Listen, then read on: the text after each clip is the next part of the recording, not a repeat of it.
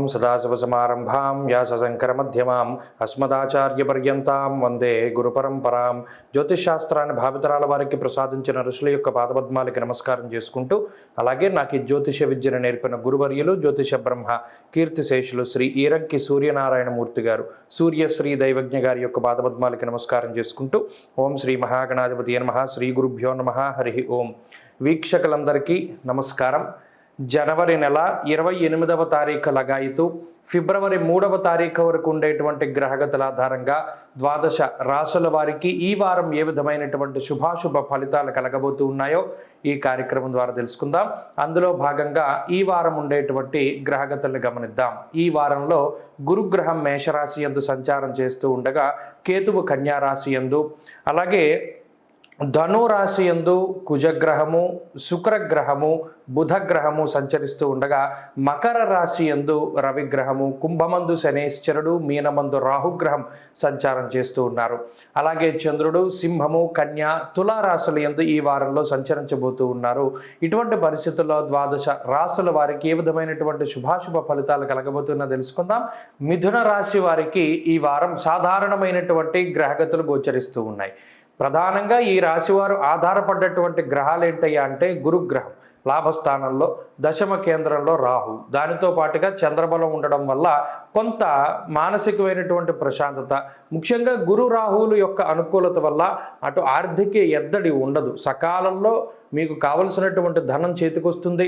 కుటుంబ సభ్యులో, బంధువులో, మిత్రులో ఎవరో ఒకరు మీకు ఇబ్బందికరమైనటువంటి పరిస్థితుల్లో సహాయాన్ని అందించేటువంటి పరిస్థితికి ఈ గ్రహస్థితి కారణమవుతుంది. ఎట్టి పరిస్థితుల్లోనూ ఏది ఏవైనా కూడా ఉద్యోగం అనేటువంటిది మీకు చాలా అండగా ఉంటుంది. ఆ ఉద్యోగంలో మాత్రం ఏ విధమైనటువంటి ఇబ్బందులు, కష్టాలు ఉండవు.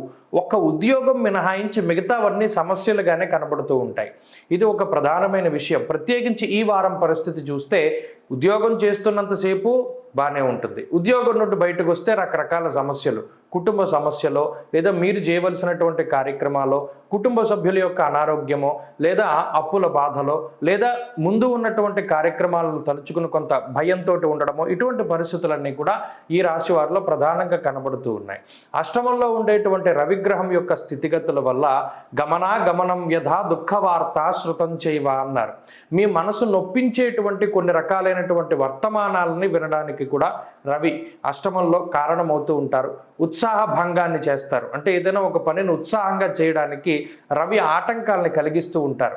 ఆ పనులు చక్కగా ముందుకు సాగకుండా ఏదో ఒక రకమైనటువంటి అవాంతరాలు, ప్రత్యేకించి ప్రభుత్వ పరంగా వచ్చేటువంటి చిక్కులు కానివ్వండి, ఉన్నతాధికారుల వల్ల వచ్చేటువంటి సమస్యలు కానివ్వండి, లేదా మీ కుటుంబ సభ్యులే ఏదో ఒక రకమైనటువంటి ఇబ్బందులకి మిమ్మల్ని గురి చేస్తూ ఉండడము, మీ మాటను లెక్క చేయకపోవడం లాంటి అంశాలు కూడా ఈ వారంలో ప్రధానంగా కనబడుతూ ఉన్నాయి. దీనివల్ల కోపం పెరిగిపోతూ ఉంటుంది.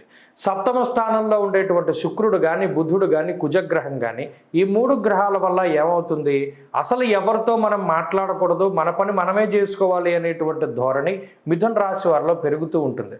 నాకు ఎవరి అవసరం అక్కర్లేదు, నేను ఎవరి మీద ఆధారపడలేదు, అలాగే ఎవరైనా నా మీద ఆధారపడినా కూడా నేను ఏ విధమైన సహాయం చెయ్యను అనేటువంటి నిక్కచ్చి ధోరణితోటి మిథున రాశి వారు ముందుకు వెళతారు.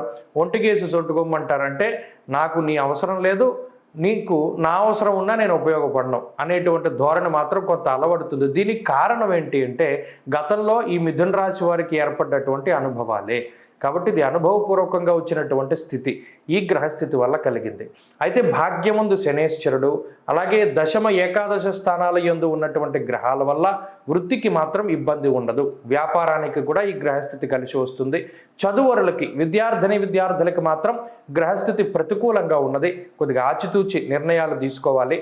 అలాగే స్త్రీలకు ప్రత్యేకించి ఈ గ్రహస్థితి, ఉద్యోగ వ్యాపారాలు చేసేటువంటి వారు మాత్రం కొంత జాగ్రత్తగా ఉండాలి. ఒత్తిడి పెరగడానికి అవకాశం ఉంటుంది. మిథున రాశి వారు ఈ వారం మరింత అనుకూలమైనటువంటి ఫలితాలను సాధించడానికై విఘ్నేశ్వరుని యొక్క ఆరాధన చెయ్యాలి. మరీ ముఖ్యంగా బుధ గురువారాల్లో, ప్రత్యేకించి బుధవారం నాడు విఘ్నేశ్వరునికి బెల్లము, చెరకు గడని సమర్పణ చేయడం ద్వారా విఘ్నాలు తొలగిపోయి అనుకున్న పనులన్నీ కూడా పూర్తి అయి ప్రశాంతత ఉంటుంది. అలాగే ఈ వారంలో కలిసి వచ్చేటువంటి రోజు గురువారంగా చెప్పవచ్చును.